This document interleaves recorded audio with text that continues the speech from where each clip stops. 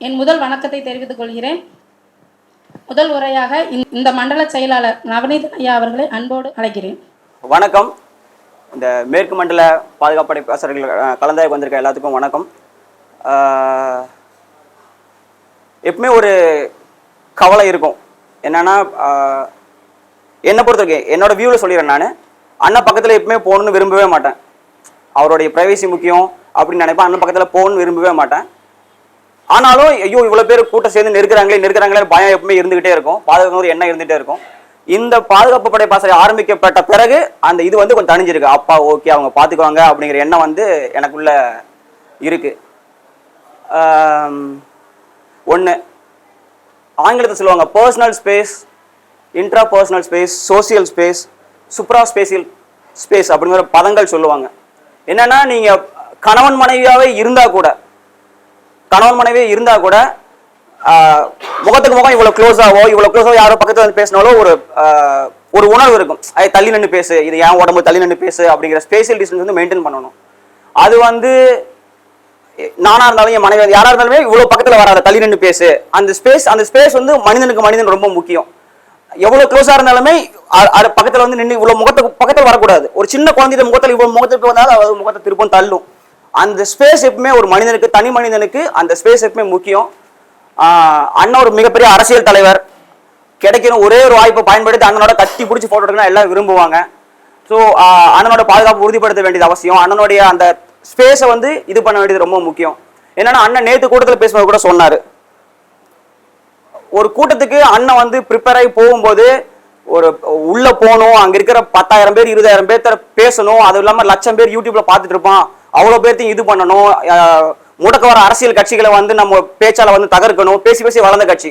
So அவர் பேசணும்னு வெறியோட அது உள்ள மைண்ட் ப்ரிப்பேர் ஆகி போயிட்டே இருப்பாரு. அந்த கூட்டத்துக்கு போறதுக்குள்ள உள்ள போட்டு நசுக்கு புழிஞ்சு சாரா புழிஞ்சு குப்பையா கொண்டு உட்கார வச்சு மேலே அனுப்புனா எப்படி அந்த மனுஷன் எப்படி பேசுவார்?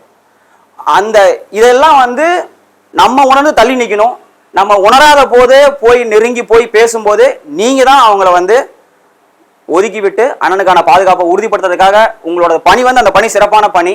நீங்க எவ்வளோ சிறப்பா அண்ணனுக்கு அந்த ஸ்பேஸை உருவாக்கி கொடுக்குறீங்களோ அவ்வளோ சிறப்பா அண்ணனுடைய பேச்சுகள் அமையும். நான் பார்த்தே மேட்டூர்ல அண்ணனை பேசும்போது அண்ணனோட கையை கிழிச்சு விட்டாங்க. அண்ணன் இறங்கி உள்ள வரும்போது அண்ணனோட கையை கிழிச்சு விட்டாங்க. ரத்தம் வந்துச்சு, மெடிக்கல் ஷாப் வரைக்கும் மருந்து வாங்கிட்டு வந்து அதெல்லாம் வச்சுட்டு ஒரு மனுஷனை போய் நம்ம மேடையில் 10 பேர் நம்ம மட்டும்தான் இருக்கோம். இதுக்கே நம்மளுக்கு மைக் எடுத்தா குளருது, பேச சரியா வராது, நம்மளுக்குள்ளேயே மேடை ஏறினா பேச வராது. அப்படி இருக்கும்போது அந்த மனுஷனை போய் கையை காலெல்லாம் கிழிச்சு விட்டு மருந்து எல்லாம் வச்சுட்டு அண்ணன் போய் வீரமா பேசணும்னா எப்படி வரும்? ஸோ இதெல்லாம் உறுதி. நான் பார்த்து அண்ணனுக்கு கையை கிழிச்சுட்டாங்க. இந்த இடத்துல மேட்டூர்ல கையை கிழிச்சிருந்தாங்க, ஈரோட்டில் இடத்துல செருப்பு பிச்சு விட்டாங்க. இந்த மாதிரி இதெல்லாம் இருக்கு. இதெல்லாம் குறைகளெல்லாம் களைஞ்சு அண்ணனை ரொம்ப பாதுகாப்பா கொண்டு போய் பேச வைக்க வேண்டிய அந்த கடமை வந்து உங்களுக்கு இருக்கு. அது இல்லாமல் மேலும் வேற என்ன சொல்றது, உங்களை பார்க்கும்போதே ஒரு உற்சாகம் இருக்கு. நான் எப்பவுமே இந்த நிறைய கலந்தாய்வுல பார்த்துருப்பேன். கலந்தாய்வு பேசுறதுக்கு அந்த உறுதிமொழி சொல்றது வந்து பயங்கரமா உணர்ச்சியோசமா பேசுவாரு. உறுதிமொழி அப்படின்னு பயங்கரமா பேசுவாரு. இங்க உறுதிமொழி சொல்றது கொஞ்சம் கம்மியா சொன்னாரு. நீங்க வந்திருக்கவங்க எல்லாம் வந்து பயங்கரமான ஒரு ஃபோர்ஸோட வந்து உறுதிமொழி எடுத்துக்கிட்டீங்க. அதை பார்க்கும்போதே ஓகே நல்ல டீமா தான் இருக்கீங்க அப்படின்னு அந்த உறுதிமொழி எடுத்துக்கிறதே வந்து உங்களுடைய அந்த இது தெரியுது, உங்களுடைய வேகம் தெரியுது. வாழ்த்துக்கள் உங்க டீமுக்கு. நீங்க எவ்வளவு சேஃபா அண்ணனை பாத்துக்கிறீங்களோ அவ்வளோ சிறப்பா அண்ணனால மேடை ஏறி பேச முடியும். அவ்வளோ தூரம் நீங்க சிறப்பா செயல்படும் போது பொறுப்பாளர்களும் ஓகே, நீங்க இருக்கிற உங்களுடைய பலத்தை பார்த்தாலே பொறுப்பாளர்கள் உள்ள வந்து குவியாம அவங்களுக்கு தள்ளி நிற்குவாங்க. இவங்க பாதுகாப்படை எப்படினாலும் உள்ள விட மாட்டாங்கப்பா, அவங்க அண்ணனை ரொம்ப சேஃபா பாத்துக்குவாங்க எண்ணம் மற்ற பொறுப்பாளருக்கு வர நாங்கெல்லாம் இன்னும் கேப் விட்டு தள்ளி போயிடுவோம். அதை உறுதி செய்யணும். உங்களது படைக்கு உங்களது பாசறைக்கு என்னுடைய மனமார்ந்த வாழ்த்துக்கள். அதே போல முதலுதவி பயிற்சியும் கொஞ்சம் கொடுங்க. இப்போ ஈரோடு மண்டலம்னா ஒரு மருத்துவர் நாங்களே ஏற்பாடு பண்றோம். அவர் மூலமா முதலுதவி பயிற்சி எடுத்துக்கலாம். அதுக்கான சான்றிதழும் வந்து கொடுத்துறோம். நாங்கள் கொடுத்துட்டா முதலுதவி சான்றிதழ் எளிதாக இருக்கும். ஏன்னா கூட்டத்தில் எதுனாலும் நீங்க தான் பொறுப்பு அப்படிங்கும்போது முதலுதவி வந்து உடனடியாக தேவைப்படும். சிபிஆர் எப்படி பண்றது, ரத்தனா எப்படி ரத்தப்போக்கு எப்படி கட்டுப்படுத்துது, அதனால முதலுதவி பயிற்சியும் கொஞ்சம் நீங்க அவங்களுக்கு கொடுக்கணும். அதனுடைய வேண்டும் வந்து தொகுதி பொறுப்பாளர் வந்து ஒழுங்கு நோக்கி நகர்த்திடுங்க. இப்போ தொகுதி பொறுப்பாளர்கள் பார்த்தீங்கன்னா இப்போ அண்ணன் ஒரு நம்ம எல்லாமே பேசுறோம், அண்ணனோட பாதுகாப்பு முக்கியம், பாதுகாப்பு முக்கியம். ஆனால் யார்கிட்ட இருந்து பாதுகாப்பு முக்கியம்? தொகுதி பொறுப்பாளர் இருந்தால் பாதுகாப்பே முக்கியம். அவங்க தான் உள்ள பூந்து நசுக்க போறாங்க. ஆனா அவங்களையும் குறை சொல்ல முடியாது. அவங்களுடைய உச்சபட்ச அங்கீகாரம் திமுக மாதிரி அவர் கவுன்சிலரை கொள்ளடிக்க போறது கிடையாது. வந்தது அவரும் அரசியல் நோக்கி நல்ல தூய அரசியல் கொடுக்க சேவை செய்ய வந்திருக்காரு. அவருக்கான உச்சபட்ச அங்கீகாரம் அண்ணன் கூட சேர்ந்து ஒரு போட்டோ தான். அதனால எடுக்க உள்ள பாயதான் செய்வாரு. ஸோ அப்ப தொகுதி பொறுப்பாளர் ஒழுங்கு நோக்கி நகர்த்தணும்னா என்ன பண்ணிடணும்னா, இப்போ பவானியில அண்ணன் வர்ற கலந்தாய்வு பவானியில் பொதுக்கூட்ட பவானியில் நடக்க போகுதுன்னா அந்த பொதுக்கூட்டத்தில் பவானியில் யார் பாதுகாப்பு படையில் இருக்கீங்களோ நீங்க அந்த பொதுக்கூட்டத்துக்கு முன்னாடியே போயிட்டு அண்ணா வரும்போது எங்களால கட்டுப்படுத்த முடியாதுங்க தொகுதி பொறுப்பாளர்களை, நீங்க அண்ணா அறையில வந்து படம் எடுத்துங்க. தொகுதி பொறுப்பாளர்கள் பாசை பொறுப்பாளர் எவ்வளவு வேணுமோ அண்ணா வந்து நேரம் கொடுக்க சொல்லியிருக்காருன்னு சொல்லிடுங்க. நேற்று கூட அண்ணா சொல்லியிருந்தாருங்கண்ணா, அண்ணா எங்ககிட்ட சொல்லியிருக்காருங்க 9 to 9:30 தொகுதி பொறுப்பாளர்கள் அண்ணன் கூட படம் எடுத்துக்கலாங்க, நீங்க அங்க வந்து படம் எடுத்துக்கலாம்னு சொல்லிடுங்க. அப்ப தொகுதி பொறுப்பாளர் ஒழுங்கு நோக்கி நகர்த்திட்டோம்னா அண்ணன் கூட வேண்டியது அண்ணன் கூட ஒரு படம் எடுக்கணும், அது அங்க அறையில எடுத்தாச்சு.